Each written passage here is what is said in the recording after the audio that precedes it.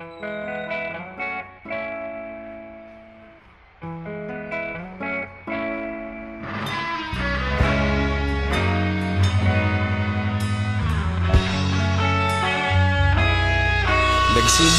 ang lahat sa eskwela, nagsama-samang 12 sa kalokohan at sa tuksuhan, hindi maawat sa isa't isa.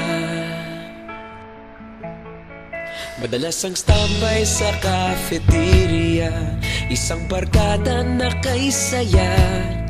Laging may hawak-hawak na gitara, konting udyok lamang kakanta na. Kay simple lamang ng buhay nun, walang mabibigat na suliranin. Problema lamang laging kulang ang datong. Sana napunta ang panahon? Sana nga ba? Sana nga ba? Sana napunta ang panahon? Sana nga ba? Sana nga ba? Sana napunta ang panahon? Sa unang ligaw kayo'y magkasama, magkasabwat sa pambobola. Walang sikreto kayong tinatago, okay sarap ng samahang barkada.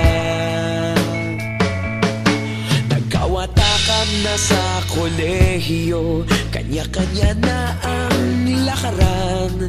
Kahit minsan na lang kung magkita, pagkakaibigay hindi nawala. At kung saan na napadpad ang ilan, sa dating eskwela meron din naiwan. Meron pa ng mga ilang nawala na lang, nakakamiss ang dating samahan. Sana nga ba? Sana nga ba? Sana nga bang barkada ngayon? Sana nga ba? Sana nga ba? Sana nga bang barkada ngayon?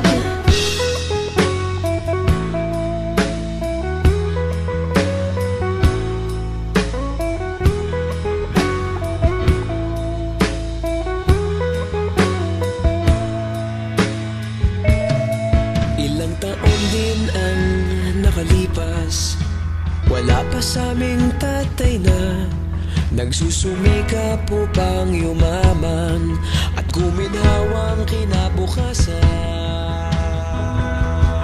Paminsan-minsan kami nagkikita, mga naiwan at natira.